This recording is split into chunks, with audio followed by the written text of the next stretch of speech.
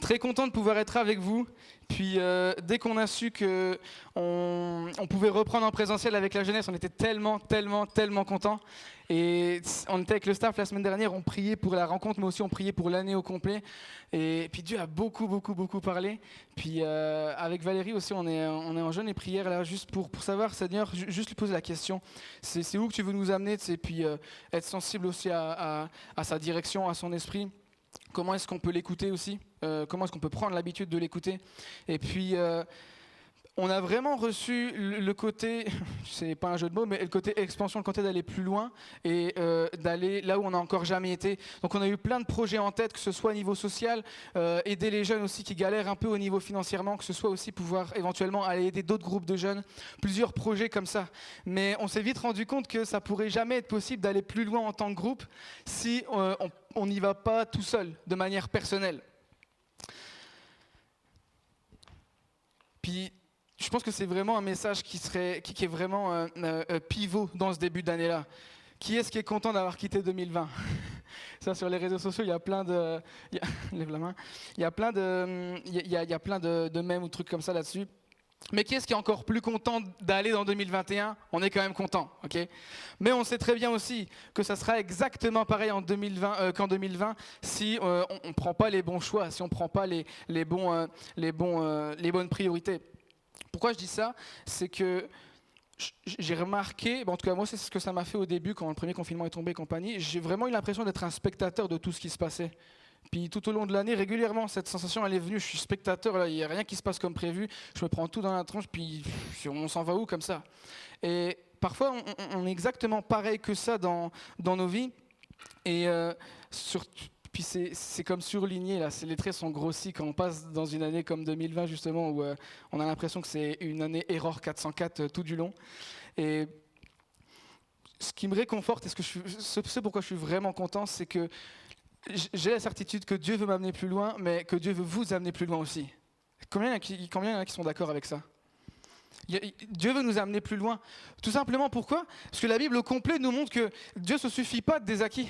Il ne se suffit pas de ça. Il nous amène toujours plus loin. Parce que la Bible nous dit que Dieu est le Dieu de l'impossible. Et c'est vers ça qu'on veut aller cet après-midi. Là. On va aller ensemble là-dedans. Avez-vous remarqué, partout dans la Bible, puis même partout en général, il y a des avancements significatifs seulement après avoir obéi. Vous avez remarqué ou pas ça? Plusieurs histoires dans la Bible comme ça, pour pas dire toutes, des gros projets, des grands accomplissements, toutes sortes de choses, même des avancées au niveau relationnel, c'est toujours après avoir obéi. Toujours. Et ça prend d'écouter ce que Dieu a à dire. Et ce soir, on va aller dans Marc 11, c'est une histoire que j'aime trop, parce qu'il n'y a rien qui est logique dans cette histoire, et à la fin, il y a quelque chose de merveilleux qui se passe. On va lire Marc 11, chapitre 1 à 11. Marc chapitre 11, verset 1 à 11 plutôt. Puis là, c'est l'histoire de Jésus. Il est avec 12 gars. Puis ces gars-là, c'est ses disciples. Et pour eux, c'est très important d'être avec lui parce que c'est des pêcheurs. Il y en a, ils étaient, je crois qu'on peut les comparer à des auto-entrepreneurs. Il y en a qui collectaient la taxe pour des envahisseurs. Enfin, c'est vraiment des gars qui avaient des métiers, mais ils n'avaient aucun rapport entre eux. Et là, ils se retrouvent à 12, puis ils se baladent avec Jésus comme ça tout du long pendant 3 ans. Et là, on est au milieu de ces 3 ans en fait. Et c'est intéressant parce que ils n'ont pas rejoint Jésus juste comme ça, genre sa barbe a l'air sympa, on va y aller. C'est pas juste ça, c'est qu'ils étaient là, ils étaient tous dans leur travail et Jésus leur a dit « Toi, suis-moi ». Il faut comprendre qu'au niveau social à l'époque, il n'y a pas plus respectable qu'un rabbin. Donc c'est juste hyper cool de pouvoir se faire proposer ce poste-là par un rabbin. Et donc là, tu sais, gros sentiment d'accomplissement, ils sont là et puis ils sont contents. Et puis ils se rendent compte, en fait, plus ils vivent avec Jésus, plus ils se rendent compte que Jésus connaît le but de leur vie, mais qu'il fera non plus, aussi, deuxième point, c'est qu'il fera jamais rien qui soit pas par amour pour eux. Donc ça, c'est hyper sécurisant. Et ça, c'est vrai pour nous aussi. Dieu nous connaît et Dieu ne fera jamais rien qui soit pas par amour. Dans le sens où même toi, Dieu te connaît, il sait par quoi tu es passé. Enfin, je faisais la blague avec 2021, même si c'est juste une blague, mais même dans ta vie au complet, il sait ce par quoi tu es passé et il sait exactement ce que tu as besoin. C'est pareil pour nous aujourd'hui. Pareil, exactement pareil. Et le titre de ce que j'ai partagé, c'est une bonne année pour de vrai. Je sais pas vous, mais moi, bonne année, je le dis quand les gens me le disent, mais c'est vraiment pas mon habitude de le dire, dans le sens où je le mets dans la même case que bon appétit à vos souhaits. C'est genre, ça veut rien dire un peu, tu sais, mais... Et pourquoi est-ce que je dis tout ça? C'est que une vraie bonne année, une vraie bonne année, ça se prend avec des vraies décisions, bien entendu, mais ça se prend avec l'obéissance à Dieu. De prendre conscience que Dieu m'a créé, il sait exactement comment il m'a fait. Donc il sait exactement tout ce dont j'ai besoin. Et c'est pour ça que il n'y a aucun moyen, il y a aucun autre moyen plus efficace que de suivre Dieu pour être le plus heureux, mais aussi pour trouver le sens de sa vie. On va ensemble dans Marc 11, verset 1. Lorsqu'ils approchèrent de Jérusalem et qu'ils furent près de Bethphagée et de Béthanie, deux villes, vers la montagne des Oliviers, Jésus envoya 2 de ses disciples, en leur disant « Allez au village qui est devant vous, et dès que vous y serez entrés, vous trouverez un ânon attaché, sur lequel aucun homme n'est encore assis. » Ça, c'est un détail qui est ultra important. « Détachez-le et amenez-le. Et si quelqu'un vous dit « Pourquoi faites-vous cela ?» Répondez « Le Seigneur en a besoin, et à l'instant, il le laissera venir. » Aucun sens. Regardez ensuite. Les disciples étant allés trouvèrent l'ânon qui était attaché, dehors, près d'une porte, au contour d'un chemin, et ils le détachèrent. Quelques-uns de ceux qui étaient là leur dirent « Que faites-vous » Exactement comme Jésus l'a dit. « Que faites-vous ? Pourquoi détachez-vous cet ânon » Et ils répondirent comme Jésus l'avait dit. Et on les laissa aller. Et ils amenèrent à Jésus l'ânon, sur lequel ils jetèrent leurs vêtements, et Jésus s'assit dessus. Ça, c'est très important. Notez le détail. Personne s'est assis sur l'ânon, et notez le détail aussi que Jésus se met dessus. Très important, on va voir ensuite après pourquoi. On finit. Beaucoup de gens étendirent leurs vêtements sur le chemin, et d'autres des branches qu'ils coupaient dans les champs. Genre, ils sont tellement contents, ils prennent tout ce qu'ils ont en mode Seigneur, tu vois, Jésus, c'est pour ton honneur, c'est pour t'honorer. Tu vas même pas marcher sur le sol, même que ton ânon ne va pas marcher sur le sol, il va marcher sur un truc propre. Et ceux qui précédaient et qui suivaient Jésus criaient « Hosanna, béni soit celui qui vient au nom du Seigneur, et béni soit le règne qui vient, le règne de David, notre Père. Hosanna dans les lieux très hauts. » Jésus entra à Jérusalem dans le temple, et quand il eut tout considéré, et qu'il était déjà tard, il s'en alla à Béthanie avec les 12. Nous, on est là, on est en Occident, on habite en France, et puis on est en 2021, et puis c'est juste un mec qui a pris un âne, puis qui a marché dessus, enfin il a marché dessus, je veux dire, il a marché avec, et puis c'est tout. Mais il faut comprendre qu'à l'époque, tout le peuple hébreu, tout le peuple d'Israël, leur seul but dans la vie, c'est d'attendre le Messie. Le Messie, c'est quoi? C'est celui qui, c'est la seule personne qui va te remettre en connexion directe avec Dieu. Ils attendent ça, mais partout au temple, ils le disent. Il y a plein de fêtes qui pointent vers ça, et toute la Bible, elle pointe vers ça. Elle pointe vers l'avènement de Jésus. Waouh, Jésus, il va arriver. Et à un moment donné, on va pouvoir être en communion directe avec Dieu. Et vous pouvez voir dans la Bible, dans Zacharie, chapitre 9, verset 9. Il y a une prophétie, justement, il y a une promesse. C'est un gars qui était vraiment connecté avec Dieu. Et puis, il a dit, vous allez voir, un jour, en fait, il personnifie Jérusalem et il dit, mais Jérusalem, réjouis-toi, parce qu'à un moment donné, le Sauveur va venir sur un ânon. Et il va venir avec le petit d'une ânesse. Donc là, il dit même que c'est un ânon mâle. Et puis, il donne tous les détails. Et ça, c'est 500 ans avant que Jésus arrive. Donc à ce moment-là, ils sont hystériques. C'est pour ça qu'ils viennent, ils mettent des vêtements, ils mettent des palmes, ils mettent tout. Parce qu'ils sont tellement contents, ça signifie qu'ils sont enfin reconnectés avec Dieu.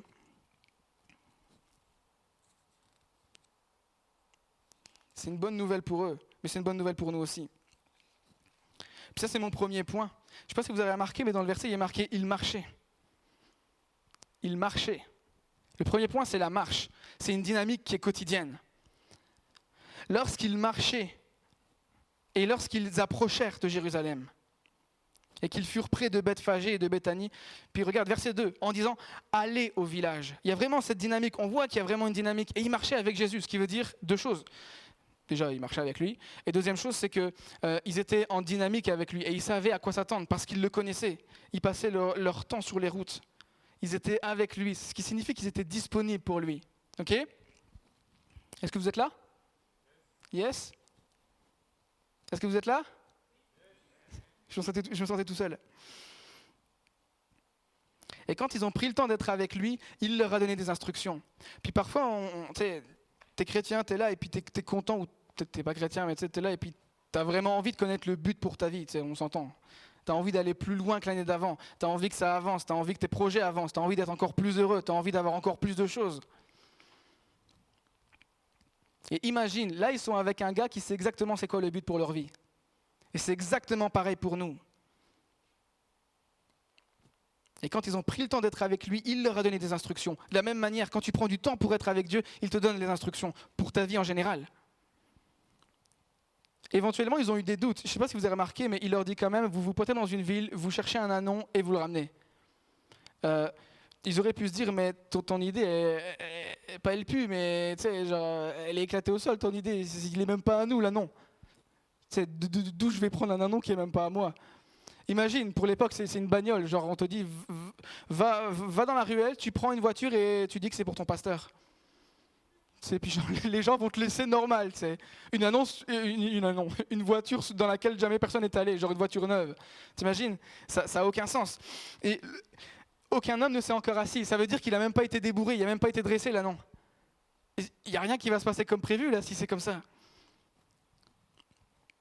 Ils auraient même pu dire, t'es gentil Jésus, mais qu'est-ce qu'ils vont penser de nous, les gens qui vont nous rencontrer? Puis je ne sais pas si vous avez remarqué, mais on pourrait résumer ces choses-là en 3 catégories. Tu sais, le côté de il n'est même pas à nous, c'est peut-être ne pas se sentir apte. Il n'est même pas débourré, tu rationalises. Et puis même, de dire qu'est-ce qu'ils vont en penser, c'est souvent le regard des autres, mais c'est souvent ces 3 trucs-là que je remarque quand je parle avec des gens, mais même moi, quand je veux avancer à une autre étape, c'est ces 3 trucs-là qui nous freinent. C'est vraiment ces 3 trucs-là. Et Jésus donne la solution. S'il y en a un qui se pointe et qui dit que t'as rien à faire là, tu lui réponds que c'est pour moi, c'est bon. Waouh!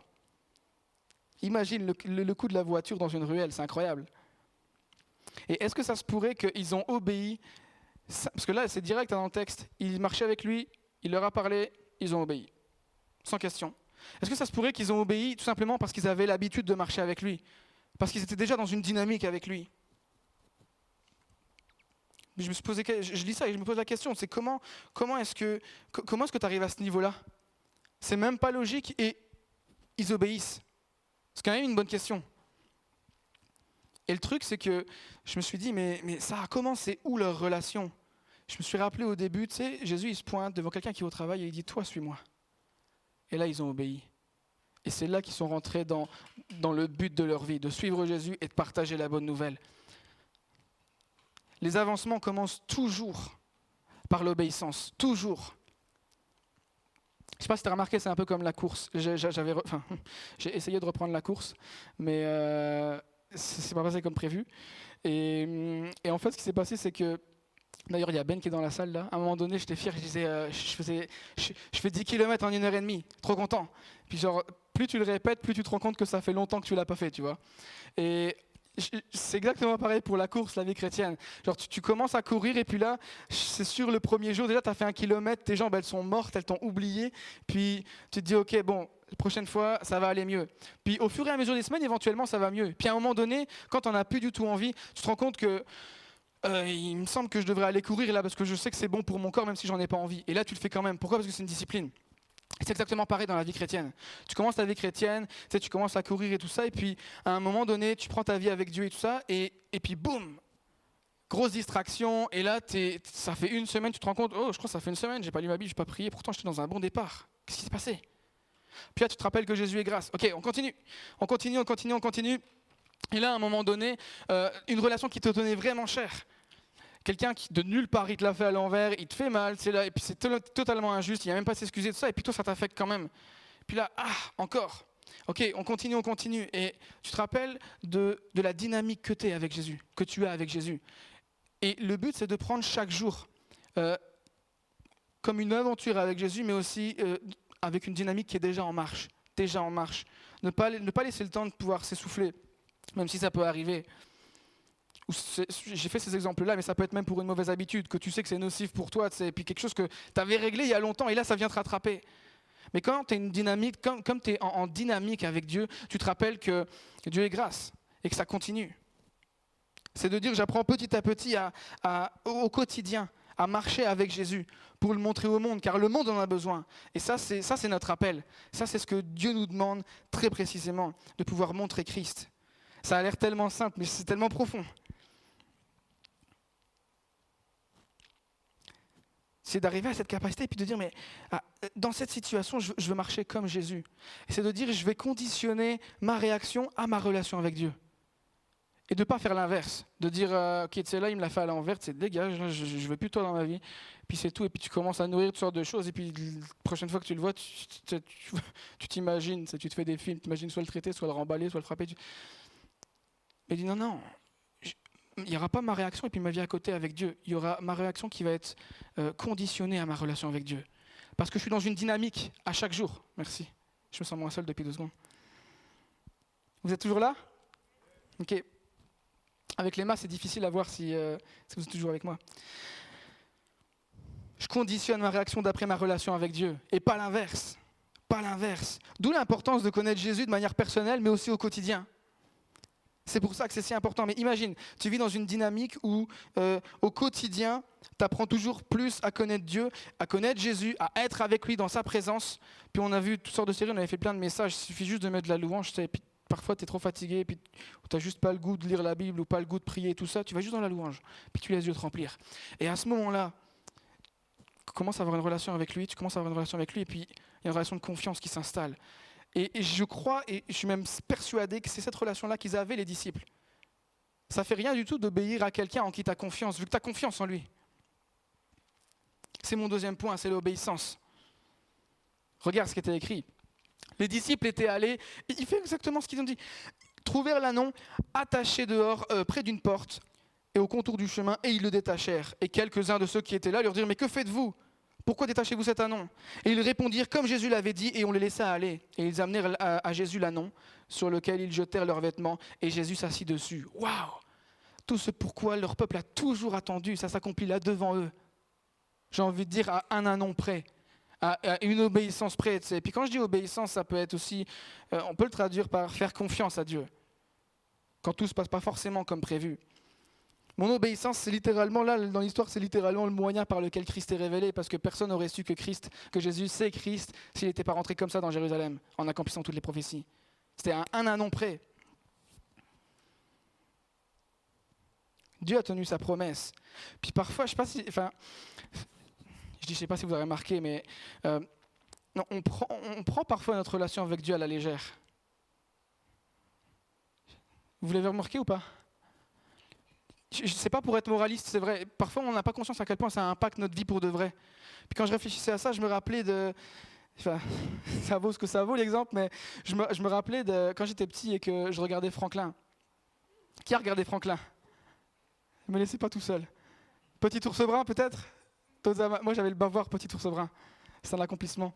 Mais tu sais, à chaque fois, j'avais mon bol de céréales, je me rappelle, petite table basse, on était sur le canapé bleu de ma mère et je regarde, et puis là, ça commence. Et c'est Franklin, il veut jouer avec toi. Tu sais, tu te rappelles ? Il savait laisser ses chaussures et quand t'es par deux, mais un jour, il a appris ce que ça veut dire partager. Tu sais, ces trucs-là. Et en fait, j'ai l'impression que parfois, et moi, je me suis surpris comme ça, à prendre ma relation exactement comme Franklin. Et c'est Franklin, il veut jouer avec toi. Tu sais, tu le prends à la légère. Tu le prends à la légère.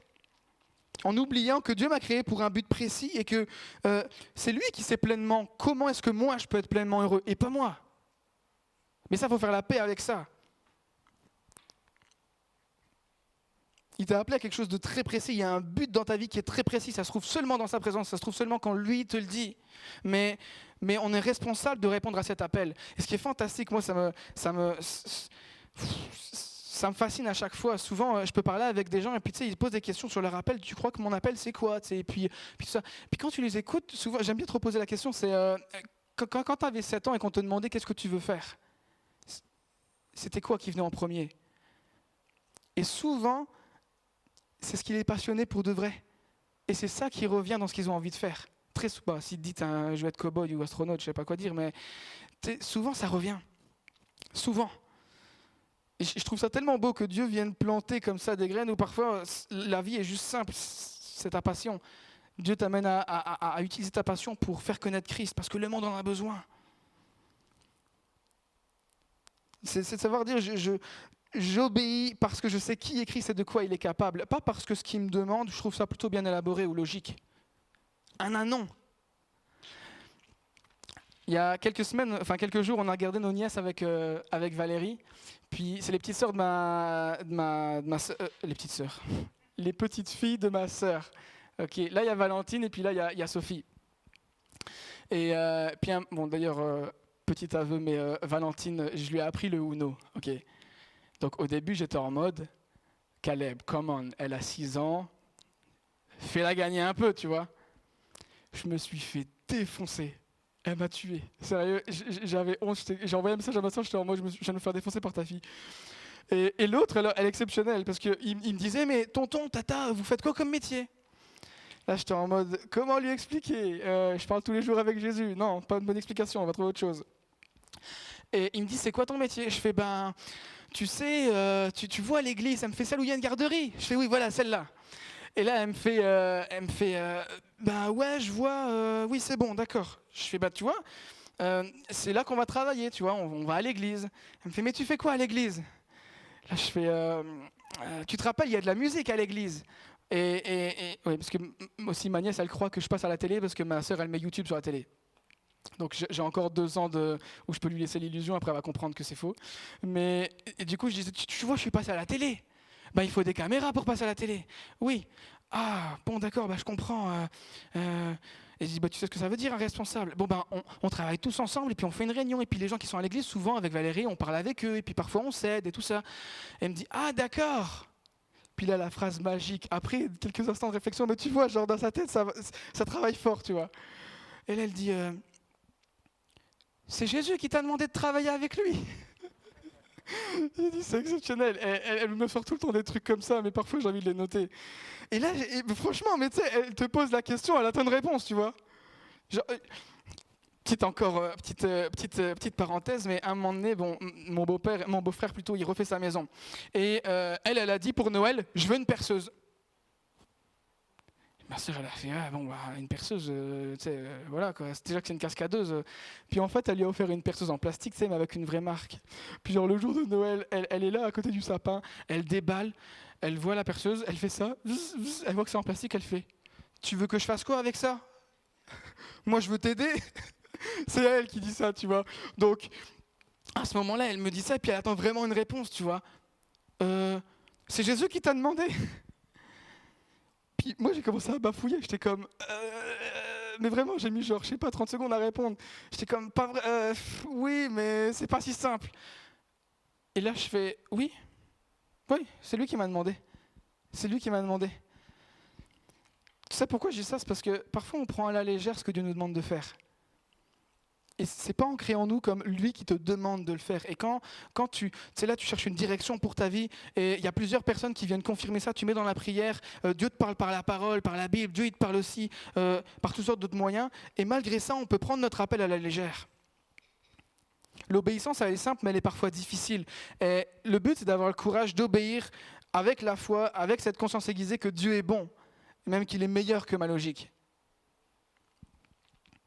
De dire, à ce moment-là, je vais prier pour mes ennemis, tu sais, ou mes anciens amis. Je vais pardonner. Je vais prendre soin de ce gars-là parce qu'il a l'air que personne ne prend soin de lui, mais c'est ce que Jésus aurait fait. Je vais le faire. Dans cette dynamique, tu sais l'image de la course, toujours dans cette dynamique avec Jésus. Et lorsqu'il va me demander quelque chose ou qu'il va me donner une direction pour ma vie, là, je pourrai l'écouter. Parce que je serai déjà dans une marche avec lui. Obéir, c'est parfois difficile, surtout quand ça ne paraît pas logique au premier abord. Mais c'est ça le prix à payer pour pouvoir laisser Dieu m'amener plus loin. C'est exactement ça. C'est l'obéissance. C'est aussi simple que ça. Je sais que ce n'est pas séduisant comme slogan, c'est l'obéissance, mais c'est comme ça. Et c'est ce à quoi Dieu nous appelle. Et imagine, j'ai entendu parler de Jéricho. Ils mettent des musiciens devant l'armée pour conquérir une ville. Aucune logique. Et la ville est conquise. Il y a un roi qui doit sauver le monde entier, il est dans une mangeoire. C'est pas logique. Et ça marche quand même. Incroyable. J'obéis parce que je sais ce qu'il est capable de faire avec absolument rien. Et quand je sais crier Christ, c'est sûr que mon seul but, c'est de le faire connaître. Et quand je manifeste Christ à mes amis, à ma famille, à tous ceux qui me côtoient sont au bénéfice. C'est de comprendre que ce que j'obéis, j'obéis pour faire connaître, j'obéis pour les autres en fait. J'obéis pour faire connaître Christ. Comme les apôtres, j'obéis alors que ce n'est pas logique pour faire révéler Christ. Avoir le courage d'obéir. Puis parfois, il n'y a pas besoin d'une révélation transcendante de fou avec Dieu qui te parle dans ton oreille. Il faut juste lire la Bible. Verset 8, beaucoup de gens étendirent leurs vêtements. Et là, il dit, c'est fort. Ils disent, mais Hosanna, Hosanna. Béni soit le règne qui vient, le règne de David. Ils sont en train de reconnaître devant tout le monde que leur histoire, elle était centrée sur la personne qui est là juste devant leurs yeux. Incroyable. Et ça n'aurait jamais été possible s'ils n'avaient pas obéi. Ouais, mais on aurait trouvé quelqu'un d'autre qui aurait obéi. Oui, mais c'était eux qui étaient appelés à obéir, et ils l'ont fait. Je me souviens, je ne sais pas si j'ai déjà raconté cette histoire-là, comment on est revenu du Canada avec Val. Non? Oui? Non? C'est pas intéressant? Vous voulez pas entendre l'histoire? C'était intéressant en fait parce que je venais de finir l'école biblique et puis Valérie elle était employée à l'église Nouvelle Vie et sa santé ça allait de moins en moins bien et en fait à un moment donné on s'est dit mais tu sais il y avait, enfin bref notre régime était un peu spécial et puis on n'avait rien de remboursé avec la sécurité sociale là-bas et tu as des listes d'attente de 4 ans pour avoir un médecin traitant. Donc c'est pour un spécialiste, je te laisse imaginer. Et en fait, on s'est dit, mais Seigneur, ça semble que ça a l'air d'être une impasse. Et avec Valérie, on s'était projeté, on va rester encore 7 ans au Canada, puis après on va aller 10 ans aux États-Unis, ouais. Et en fait, que dalle. Genre, on va en prière et tout ça. Et puis là, ça revient de plus en plus, c'est le côté de la France, puis revenir et tout ça. Et j'étais en mode, mais non, j'ai pas envie. En plus, moi je viens de Roubaix, donc je sais pas, c'est sûr et certain que je vais retourner à Roubaix, tu sais. Je suis au Canada. Tu crois vraiment que j'ai envie de revenir à Roubaix? J'ai aucune envie. Et tu sais, je me dis, oh, sérieux là? Et en fait, à un moment donné, ça devenait tellement fort sur nos cœurs. Et puis on était dans cette dynamique où on essayait de marcher. Enfin, on marchait avec Dieu tout du long, comme l'image de la course. Et puis ça revient et ça revient. Et ça revient tellement qu'on finit par aimer l'idée. Et puis ça commence à devenir vraiment notre objectif. Ok Seigneur, on comprend. C'est peut-être pas logique pour le moment, mais on comprend. Let's go, on met ça en prière. Et à un moment donné, je me dis, on appelle Daniel. C'était mon pasteur quand je suis parti. Il a été président du mouvement avec toutes les églises en France. Si jamais il y a une église qui a besoin de personnes de disponibles et qui ont pu aller à l'école biblique ou avoir un petit bagage au niveau de l'église, let's go, on y va. Et puis on l'appelle. Et c'est ce que je lui ai dit à Daniel. J'ai fait, au pire des cas, je m'en fous d'être payé. Tu sais, je travaille au McDo et puis je vais à l'église. Là, et je travaillerai à l'église en bénévole, il n'y a pas de problème. Puis là, il me disait... il a attendu que je finisse de parler. Et puis, j'ai beaucoup parlé cette fois-là. Et puis, il a dit, ok, ce qu'on va faire, c'est qu'on va réfléchir. On va prier, puis on s'appelle la semaine prochaine. Et là, j'allais raccrocher, et puis il me dit, on prie, mais on réfléchit aussi, ok? Je dis, ok. Et du coup, en fait, au fur et à mesure, la semaine, elle passe. Et on a des moments de prière avec Val, avec le staff aussi, là-bas. Et puis ça... On commence à recevoir plusieurs choses et puis confirmées par d'autres personnes aussi. Et dans la prière, je suis en train de prier et puis il y a comme une idée qui s'est imposée à moi, celle d'être impliqué avec les jeunes. Moi, je viens de cette église-là et je savais qu'il y avait Sam et Summer à cette époque-là. Je me suis dit, mais non, mais moi je les aime trop, Sam et Summer. Je suis pas le mec qui va les doubler ou faire quoi que ce soit. Tu sais, genre, je vais pas projeter d'eux alors qu'ils sont là, je les kiffe et tout, ça se fait pas. Je suis comme rejeté l'idée de ça, mais ça restait. Et aussi le concept de pouvoir aider les autres pasteurs. Tu sais, je me dis, mais c'est pas logique. Non, rien de logique. Et là, on appelle Daniel, le jour arrive, on le rappelle. Et en fait, ce que je savais pas, je vous le raconte après, mais on l'appelle et en fait, il nous propose un poste. Et on voulait vraiment que Valérie puisse reprendre aussi de tout ce pourquoi elle était passée au Canada, au niveau de la santé et compagnie. Et puis, on s'est dit, on voudrait juste que moi, je puisse travailler à temps plein, si c'est possible. Et comme je l'ai dit, c'est McDo, si c'est possible. Et là, il me dit, on aurait un temps plein à te proposer, puis une assurance maladie aussi, pour vous deux. Là, j'étais en mode ça, je ne lui avais pas dit, par exemple. Là, c'est vraiment Dieu qui répond. C'était incroyable, incroyable. Et quand on est arrivé, il y a Justine Potier qui nous a dit que le matin même où on avait appelé Daniel pour lui dire qu'on était disponible, il venait de prier Dieu pour savoir quel était le nouveau mouvement pour la jeunesse et qui il allait envoyer. Incroyable, incroyable. Pourtant au début c'est pas logique, mais j'étais en mode gloire à Dieu, c'est mon troisième point, gloire à Dieu. Pourquoi est-ce que parfois on a besoin d'obéir et pourquoi est-ce que parfois on a besoin d'écouter? C'est parce que ultimement Dieu a tout ce qu'il faut pour nous. Il a tout ce qu'il faut. Et notre but en tant que chrétien, c'est de pouvoir refléter Christ, pouvoir faire ce que Christ aurait fait. Ce que Christ nous inspire à faire. Et qu'est-ce qu'il a dit? Il a dit que mon enseignement, il est résumé en 2 points. Aime Dieu tout ton cœur et aime les autres comme toi-même. Waouh! Puis parfois, il suffit juste de faire ça en faisant sa passion et tu te rends compte qu'en fait, c'est ce à quoi Dieu t'avait appelé. Pourtant, j'ai vraiment pas été parfait sur le cursus là. J'ai vraiment pas été parfait. J'ai fait de mon mieux pour obéir. Et Dieu m'a rencontré là où ça devenait impossible. T'imagines? Imagine, là, ils sont là. Ils savent que c'est Jésus, ils savent que c'est le Messie, mais ils doivent trouver un anon. Et là, il y a incroyable, personne n'a un anon. Et là, pouf, Dieu vient les rencontrer dans l'impossible. C'est pareil pour nous. Et alors que les musiciens reviennent, je voudrais vous emmener dans une réflexion. Je suis en train de finir là.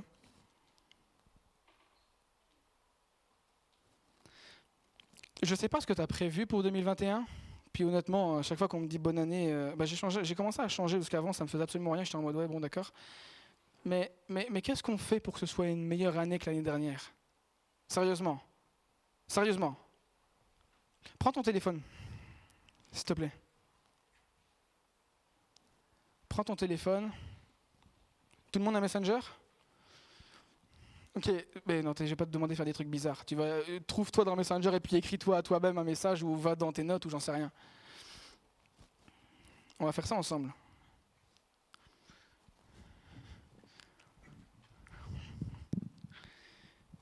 Ok, vous y êtes? J'attends tout le monde. Ok. Si jamais... regarde, ce qu'on va faire. Résume en une phrase, c'est là où tu es, là, dans ta vie. Je veux dire, le cursus dans lequel tu es, le travail dans lequel tu es, ou ce que tu aimerais bien qu'il change. Enfin, résume ça. Mais le but, pourquoi je vous ai fait sortir votre téléphone, c'est... La question est celle-ci. Où est-ce que tu veux te retrouver en décembre 2021? Dans plusieurs domaines de ta vie. Je crois que j'ai entendu, je veux changer ma vie au complet, mais bref.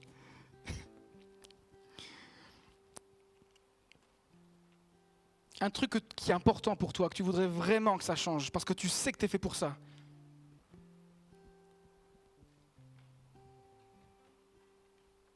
Je vois des gens qui écrivent, j'attends un petit peu.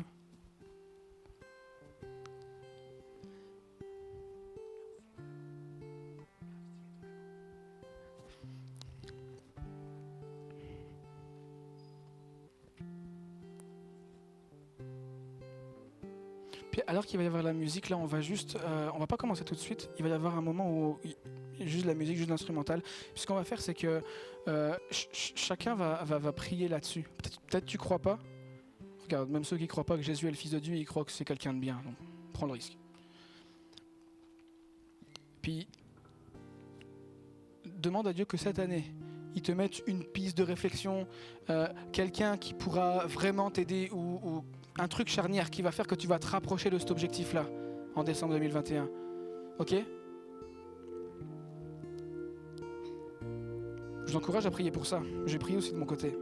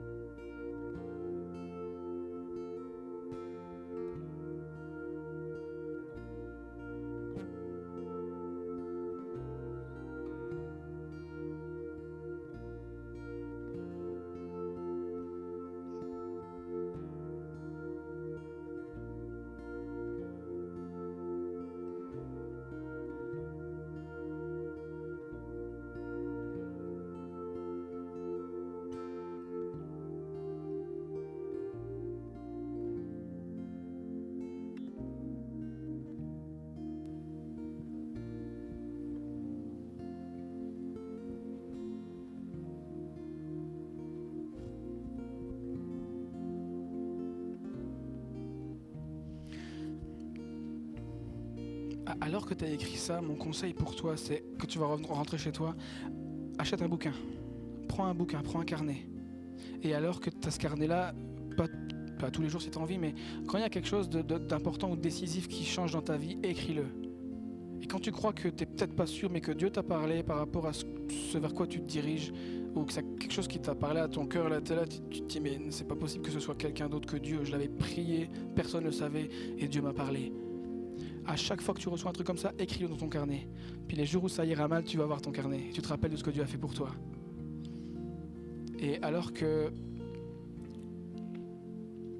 tu vas te retrouver à un moment donné, en décembre 2021, tu regarderas ton carnet, tu regarderas comment est-ce que Dieu t'a rapproché de cet objectif-là. Puis moi, je priais pour vous. Seigneur, je te prie pour chaque personne qui est dans la salle, qu'elle te connaisse ou qu'elle ne te connaisse pas. Je te prie, Seigneur, tu vois les objectifs, tu vois les aspirations. Il y en a qui ont tellement à cœur des choses qui paraissent impossibles.